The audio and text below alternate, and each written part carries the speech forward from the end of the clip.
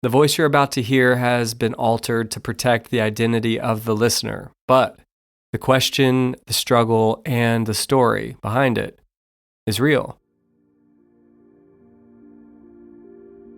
Hey, Jonathan. So I just listened to your episode about going no contact on the podcast, and I feel like it kind of messed with me a little bit, and maybe in a good way.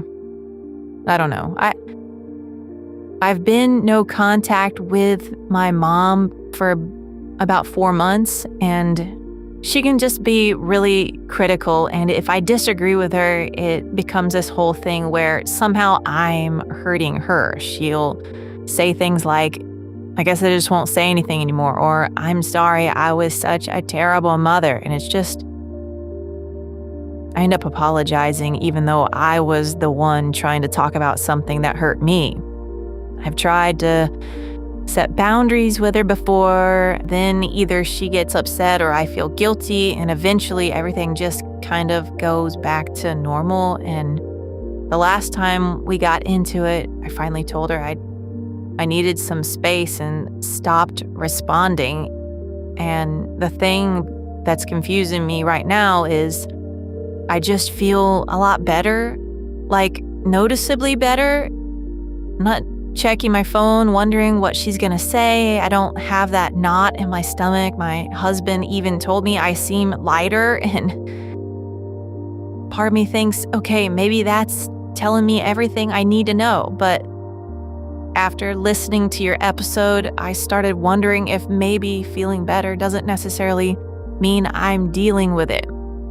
Maybe I just removed the thing that was making me feel uncomfortable. So I don't know. She's reached out a few times, nothing crazy, just little texts here and there, thinking about you, hope you're doing okay.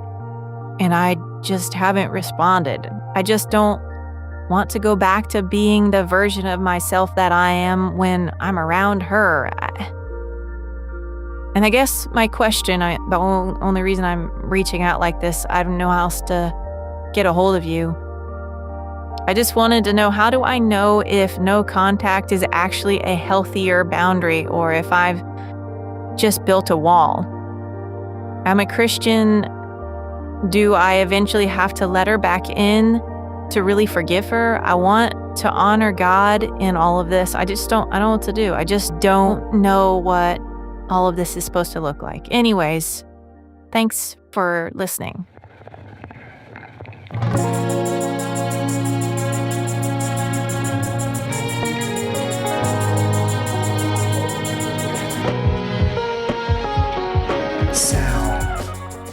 Hey, this is Jonathan, counselor at Sound Mind, professor at Living Faith Bible Institute, and a pastor right here in Kansas City at Midtown Baptist Temple. And this is Sound Mind, where we take a deeper look at life through a biblical lens. A few episodes ago, I did an episode on going no contact, and somebody sent me this voice message on Instagram, and I reached back out to her and asked if we could use it. She gave me permission, and we've used voice changing software. We didn't have to use that weird 60 minutes deep voice, which is great. And we took out any information that would identify her and changed a few of the details. But I wanted to sit with this because, I don't know, I think there are probably a lot of people listening who could have sent some version of that message. I got a lot of feedback about that episode. So today, instead of me bringing the question, somebody brought one to me. So let's think through it.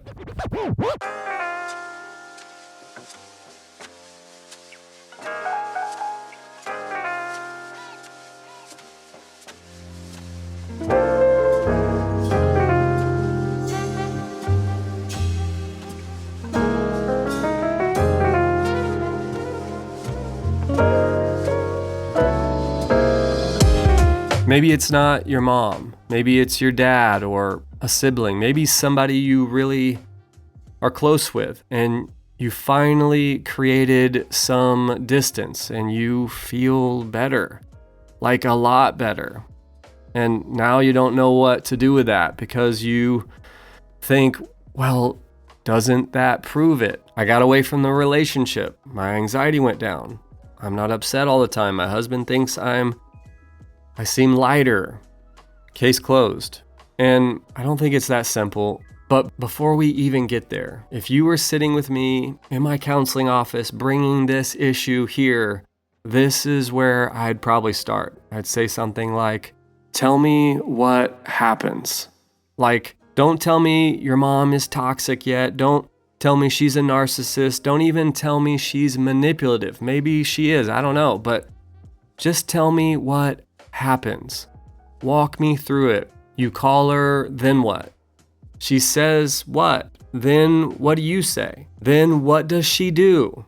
Give me a Tuesday. Give me the actual conversation. And I'll just tell you where my mind goes. There's this picture I use a lot when I'm counseling people. I think of a tree. We used to have this huge tree in the front yard of our old house. And one time it got sick. All the leaves started turning yellow, and all the leaves on the tree represent the things you can see. Those are the presenting issues in someone's life. I just think of that picture. So in your situation, one leaf might be, my mom criticizes me. Another leaf could be, I feel guilty. I avoid her calls. I feel anxious before I see her. I feel amazing now that I'm not talking to her. These are all leaves on that tree, and we could spend forever talking about every single little leaf. We could take one whole meeting and talk about the text she sent you last Thursday, then another one about Christmas, and another one on your birthday, and then we have to cover all the birthdays. Then there's that one comment that she made in the kitchen like 3 years ago that you still remember for some reason. And some of that matters, but the thing I'm usually listening for is this. Where do these leaves connect? Because if you follow them down, the leaf connects to a branch, the branch connects to other branches. Eventually, you get down to the trunk, and if you keep following that, you get to the root, don't you?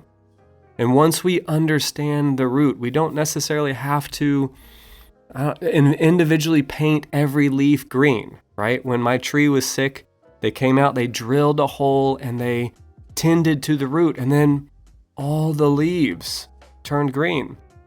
So then when the root starts to get healthier, you start to see change showing up all over the tree. So that's why I want you to tell me what happens. I'm listening for that pattern underneath all these separate moments. And there's one line in the message that we heard earlier that really gets my attention. It said, I don't want to go back to the version of myself that I am when I'm around her. And when I hear that strikes me. It's interesting because I don't think you're only talking about your mom there. I think you start talking about you. And again, I don't know you, so I could be wrong, but if we were sitting together, I'd probably stop right there. Like, okay, tell me about that version of you. What happens to you? Do you get angry? Do you shut down? Do you immediately start explaining yourself? Do you start trying to convince her that you're not a bad daughter?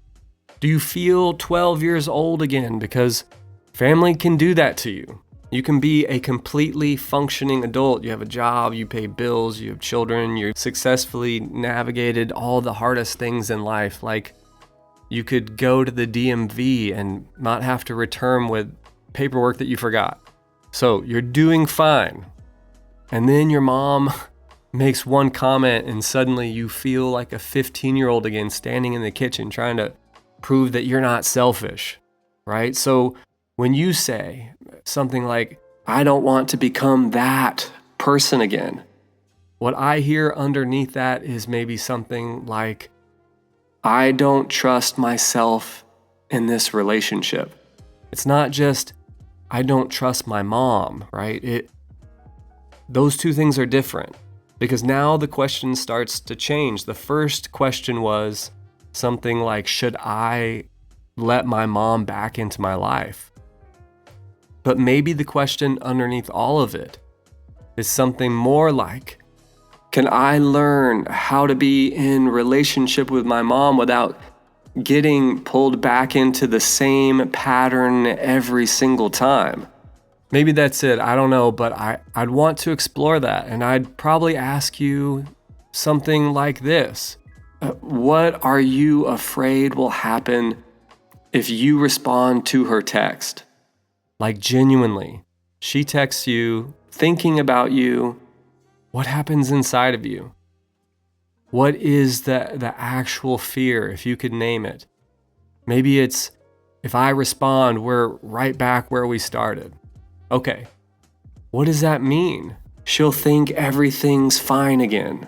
Okay, why does her thinking everything is fine mean that everything has to be fine? She'll start calling me. Okay, do you have to answer? She'll be upset if I don't. Okay, can she be upset? And okay, so somewhere in there, we may start getting closer to the root, because sometimes the thing that has us trapped isn't simply someone is difficult. Sometimes it's more like, I believe I am responsible for managing what happens inside that difficult person. And if that's true, and again, I don't know that it is, but if that's part of this, then no contact absolutely will feel incredible, because for the last 4 months, you haven't had to manage another person's emotions. She can't be disappointed in you if you're not talking. She can't guilt you in a conversation you're not having, right? And you don't have to figure out how to respond to every single interaction. And so your nervous system goes, this is fantastic. And man, I think that makes sense. But this is where I think we have to be careful with the fact that you just feel better. Because relief does tell us something. I just don't know that relief tells us everything. If I'm terrified of a hard conversation and then I cancel it, I'm probably going to feel relief. That doesn't necessarily mean canceling was faithful. But if I'm being repeatedly harmed in a destructive situation and I finally step away from it, I may also feel relief, and that relief may be telling me, man, I didn't even realize how much pressure I was living under. That's the same feeling, but a completely different meaning.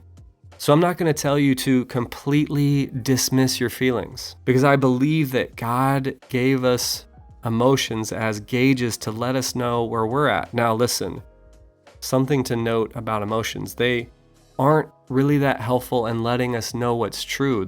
So your emotions there are telling you something, just not always the full truth.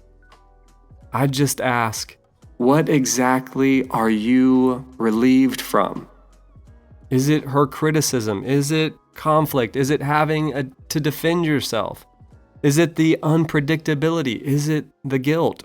Or, and this is uncomfortable, is part of the relief simply that you don't currently have to do the hard work of figuring out how to love somebody who is difficult to love? Those can all exist at the same time. That's the thing. We want this to be a crystal clear answer. She's wrong, or I'm avoidant. And human relationships usually aren't that neat and tidy. Your mom may genuinely have patterns that hurt you, and you may genuinely have some responses to those patterns that God wants to change in you. Both can be true at the same time. There's a verse that keeps coming to mind here when it comes to hard relationships. In Romans 12:18, it says, "If it be possible, as much as lieth in you, live peaceably with all men." And I love this verse for a situation like this, because it actually is incredibly realistic, isn't it? It doesn't say, make every relationship work. It doesn't say, if you're spiritual enough, everyone in your family will eventually get along. That's not going to happen. It says, if it be possible, meaning sometimes it's not. There are things outside of you. Your mom has agency. She makes choices. She has to be responsible for how she talks to you. You can't repent for her. You can't make her receive correction. You can't make her apologize. You can't make her become emotionally healthy. You can't force reconciliation between the two of you. But then Scripture says, as much as lieth in you. And that's the part that I think is huge for us, because now I have to ask, okay, what part of this is mine? Not what can I make my mom do? What belongs to me? My honesty, my response, whether I forgive, whether I'm holding on to bitterness, whether I speak truth, whether I follow through on what I say, whether I respond out of fear, whether I'm trying to punish somebody with my silence, whether I'm willing to love somebody even if loving them requires some limits. That's my part. And this is where I'd probably push on something that I heard in the message earlier. It said, I don't want to go back to being the version of myself that I am around her. And that makes sense to me, but I don't know that the goal can ultimately be, I must make sure nobody ever brings that version of me out again, right? Because then your freedom is still kind of tied to your mom. She still has all this power. It's just being managed through distance now. So what if God wants to do more than make sure you never feel that again? What if He actually wants to change that version of you? What if you can become somebody who hears, well, I guess I was just a terrible mom, and you don't immediately start scrambling? You don't have to say, no, mom, that's not what I meant. Right? You don't have to go into that mode. You can just say, that's not what I said. And let the silence happen. I know, that's awful. Nobody wants to have that kind of conflict, especially the people pleasers in the room. But then you survive it. She can be disappointed in you, and you're going to be okay. She can misunderstand you, and you're going to survive. She can disagree with a decision you made, and you don't have to spend 45 minutes building a legal defense for why you made that decision. You can love her and let her be upset. That may actually be part of what growth looks like for you, sanctification looks like for you. What God is using this hard thing in your life to refine out of you. And notice that that's different than just getting better at tolerating somebody mistreating you. Now, I'm not saying you need to learn how to take it. I'm saying, what would it look like for you to become faithful and steady even if she doesn't change? Because I think that gives you something more powerful than avoidance. It gives you freedom. And there's one biblical category I don't want us to skip, because this isn't just any difficult person. This is your mom. Scripture says, honor thy father and thy mother. And that doesn't disappear when you turn 18. In Mark 7, Jesus actually rebukes grown adults who found a religious way around caring for their parents. And in 1 Timothy 5, it says, adult children have a real responsibility toward parents who need them. So I don't think the Christian question can simply be, do I want this person in my life? Now listen, your mom isn't entitled to control you. Honoring her doesn't mean she gets unlimited access to you, and it doesn't mean tolerating whatever she does, but it does mean she isn't disposable. Even if significant distance is necessary right now, I would want to ask, what does honoring my mother look like within whatever limits wisdom requires? That may be a very different question from how much access should she have?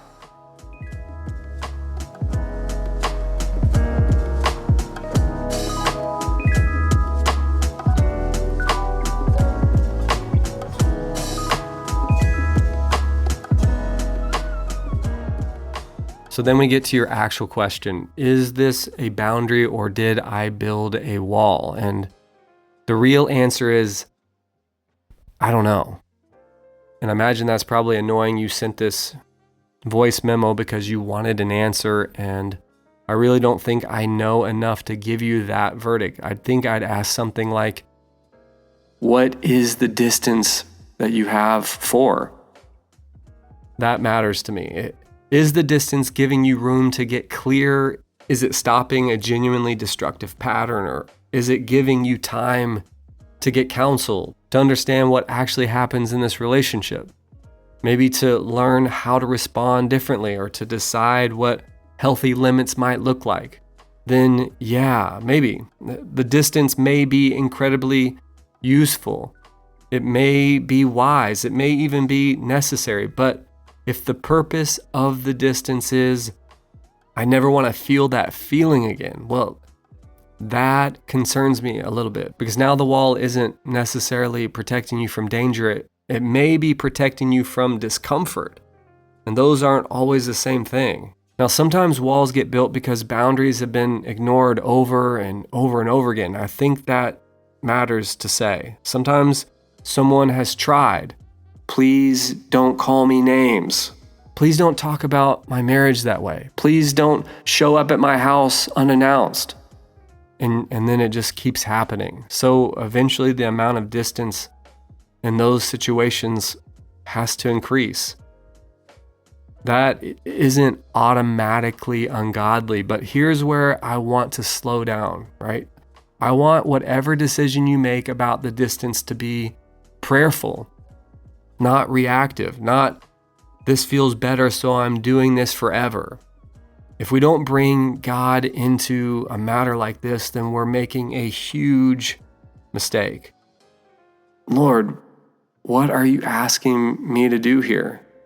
What would faithfulness actually look like? What belongs to me? What am I afraid of? Because ultimately, I want this decision to come out of faith, not fear.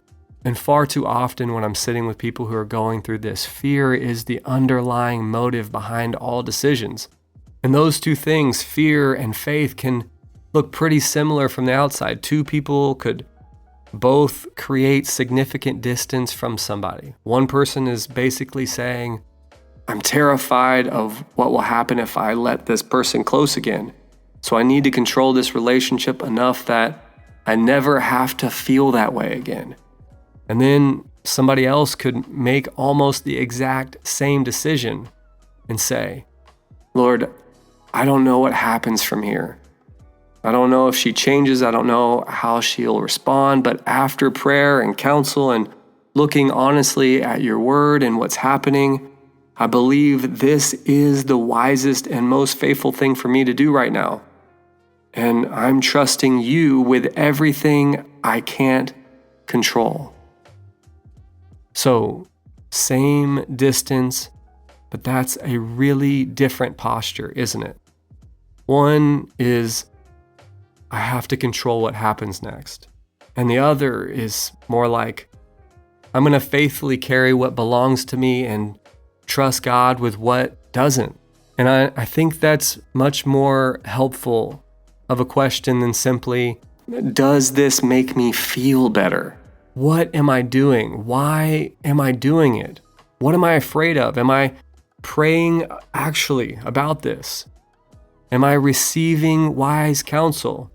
Have I sought God and His wisdom through His word? What would I do here if fear wasn't making the decision for me? And can I trust God with whatever happens after I do what I believe is faithful? Because I'm never speaking to you again can feel like clarity, but sometimes it's just fear finally finding a solution that feels safe in the moment. And I don't want fear making this decision for you. I want you walking by faith.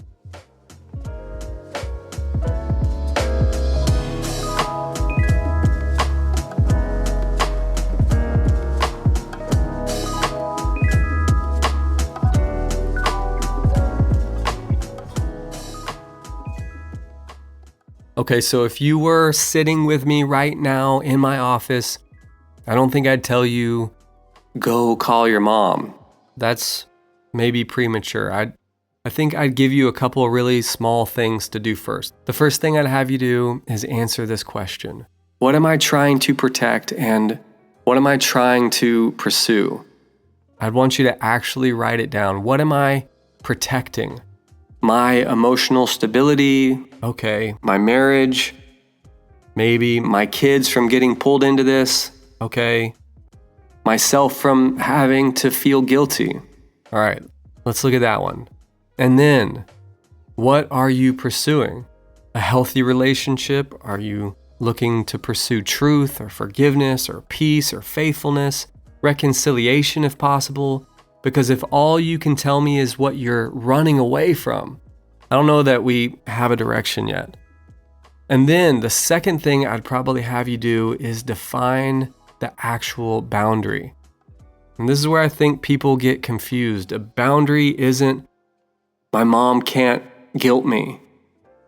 You can't actually control or enforce that. Your mom might guilt you tomorrow. A boundary is what you will do. We see Joshua says, as for me and my house, we will serve the Lord. What will you do? And really, I think what we're doing here is changing your metric of success in the relationship. Because I wonder if for a long time, if the metric's been something like, is mom okay with me? Is mom upset with me? Did mom understand what I meant? Does she think I'm being responsible? Did she receive the boundary well? Are we okay now? And if that is your metric, listen, you lose almost every time she reacts badly. You feel like you failed. You feel like the boundary must have been wrong. So you go back, you explain yourself, you apologize again and again, you soften it, you remove it. And I don't know, eventually the whole pattern resets. But I think Romans 12 gives you a different metric. As much as lieth in you. What was actually yours to carry? Were you honest? Were you loving? Were you clear? Did you respond instead of retaliate? Did you follow through on what you said? Did you bring the decision before God? Were you walking by faith instead of allowing fear to lead you? And listen, this is because your success in this relationship can't ultimately be measured by whether your mom responds well. That's hers. The goal is to shift the metric to, was I faithful? Was I obedient with what God actually gave me to carry? And that changes things, because your mom can and probably will dislike your boundary. And you haven't necessarily failed. She can misunderstand it, and you haven't necessarily failed. She can be disappointed, and you don't immediately have to change course. Her response matters. It's information. You need to pay attention to it, but her reaction is information. It isn't necessarily your instruction. And I think that distinction could be really freeing for you if you would let it. So maybe the boundary is, if the conversation becomes insulting, I tell her I'm gonna get off the phone and we can try again later. Maybe we implement Matthew 18. I'm willing to have a conversation with her, but I want another wise person involved while I figure out what our interactions, our relationship can look like. Maybe the boundary needs to be stronger than that. I don't know. But I want it clear enough that you don't need your mom to agree with the decision for the decision to exist. From what was described in the message, I wonder if one of the things that keeps happening is you establish a limit. She gets hurt by the limit, then you interpret her hurt as evidence that you've done something wrong. So you remove the limit and then everything goes right back to where it was. And if that's the pattern, we need to tend to the root. And then the last thing I tell you here is this. Please don't figure this out entirely by yourself. Bring the relationship into the light. A wise pastor, a mature Christian who actually knows you, a counselor, somebody who isn't automatically going to tell you, she's your mom, just get over it. But also somebody who isn't going to hear 2 sentences and say, yep, gotta cut her off forever, right? Like, you need somebody willing to sit in the complexity with you, who's spirit-led, someone who can help you pray through it, understand what's actually happening, recognize what belongs to you, and figure out what faithfulness looks like in this situation. Not just somebody who gives you permission for what you already want to do, but true understanding, a fitly spoken word, and direction.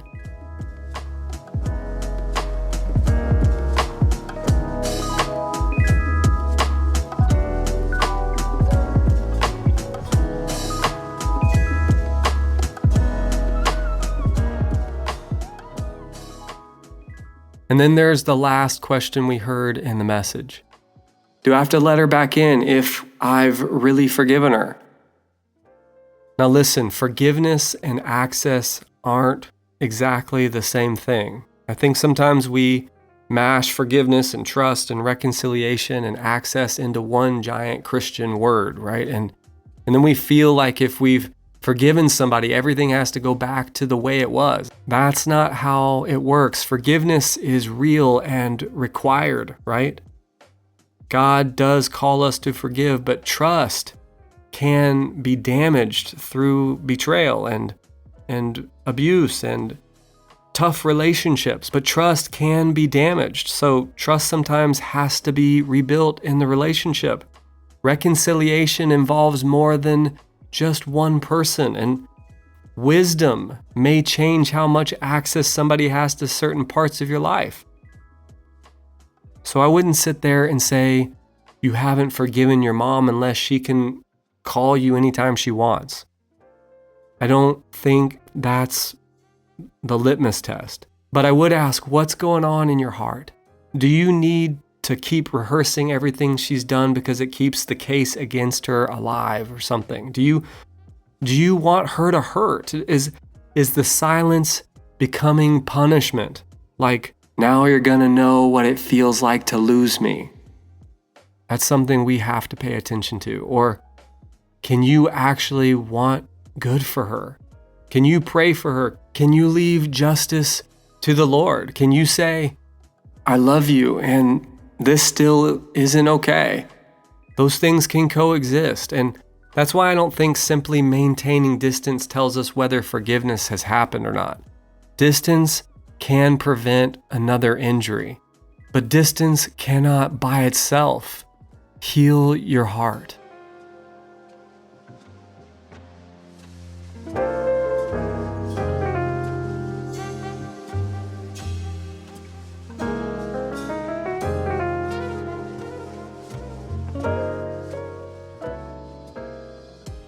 So, to the person who sent this, I don't think feeling better proves that you did something wrong.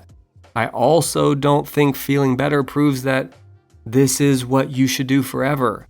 I think the fact that you feel so much relief tells me this relationship has been heavy, and I think that deserves our attention without shame. We need to understand it. We need to follow those leaves. What keeps happening? What do they connect to? What is underneath this? What are you afraid of? What have you come to believe about yourself in this relationship? What responsibility belongs to you? And what responsibility have you been carrying that actually belongs to your mom? And then let's tend to the root, because I don't just want you to get really good at avoiding the situation that makes you become the old version of yourself.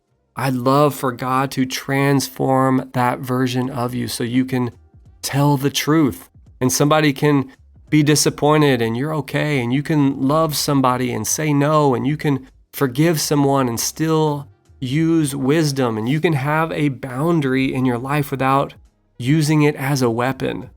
And if distance really ends up being necessary, you don't have to feel guilty simply because the distance gives you relief. I just want you to know what the distance is for. I want you praying through it. I want you making that decision in faith instead of in fear. And I want you to know what's actually yours to carry, and then trust God with everything that isn't. So I probably wouldn't ask, do I have to let my mom back in? Not yet. I probably ask, Lord, what does faithfulness with my mom look like from where I'm at right now? Today, not the rest of your life, just what is the next faithful thing? And start there. And before I leave this, I feel like I need to put a little asterisk on this whole conversation, like the fine print at the bottom of the episode, because for real, talking about boundaries kind of gives me the ick sometimes. Not because boundaries are terrible and awful and bad, but because all too often I see people taking this language and use it to justify all kinds of things. Sometimes boundaries means I'm trying to figure out what God has actually given me responsibility for. And other times, boundaries mean I've figured out how to make sure nobody can ever make me feel uncomfortable again.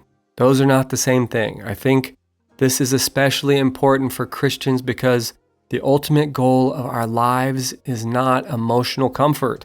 It's not anxiety reduction. It's not making sure nobody ever hurts us. It's not even having perfectly healthy relationships. Those things are good. I'm a counselor. I would very much like you to have healthy relationships, but that's not the finish line. The finish line is that we become more like Christ and that God receives glory through our lives.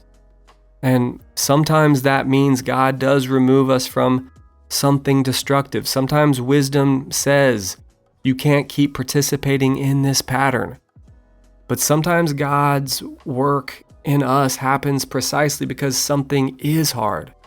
It says in the book of James, count it all joy when you fall into diverse temptations, knowing this, that the trying of your faith worketh patience, but let patience have her perfect work, that ye may be perfect and entire, wanting nothing. Which I know isn't exactly the verse you cross-stitch above your bed, right?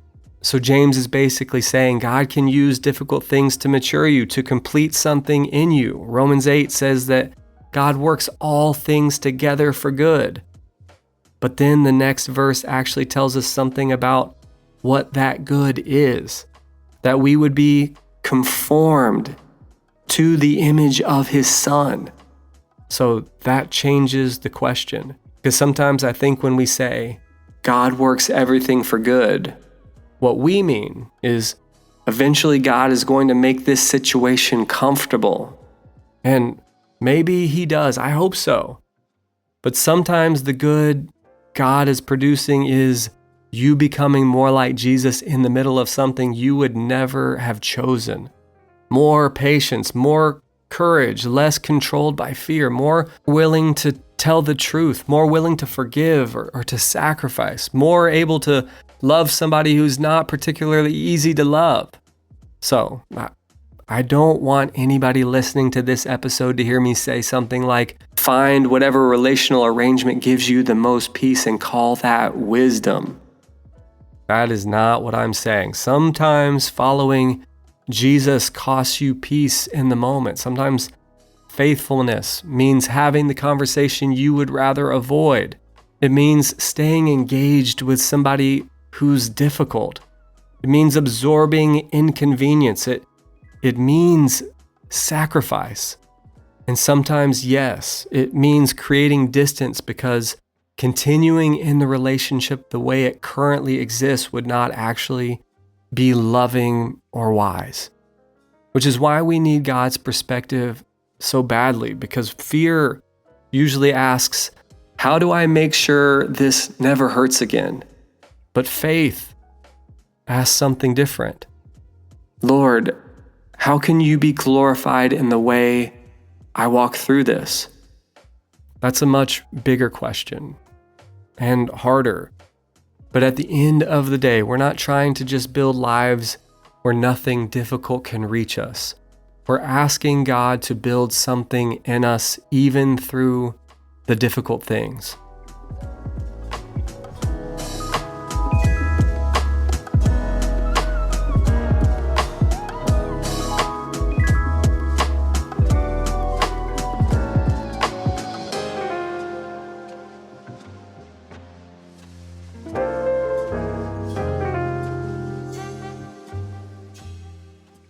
Just want to say as a last note to the person who sent this in, thank you for trusting me with this. And if you've got something you're wrestling with that you'd want to think through on a future episode, send me a voice message on Instagram at soundmind.live, or you can email me at jonathan@soundmind.live. If I think it could make a helpful conversation here, I'd reach back out first. We'll always get your permission and change or remove anything that I think could identify you. And if this episode brought up something that's happening in your own life, don't carry it alone. Talk to a pastor, a friend, someone who knows you well enough to help you be honest with yourself about the direction you need to move forward. If you or someone you love needs more structured help, you can reach out at soundmind.live. We'd be glad to help you find biblical counseling near you. You can also follow the podcast on Instagram and Facebook and YouTube. Just search Sound Mind wherever you listen. And if this episode helped you, take a minute. It's actually maybe less than a minute to rate and review the show. It really does help people find their way here. And for more thoughtful biblical conversations, check out the Postscript. You can search the Postscript wherever you listen. And if you want to know the Bible for yourself, maybe you want to be a missionary or a pastor someday, check out Living Faith Bible Institute at lfbi.org. Thank you for being with me today. Until next time, take care.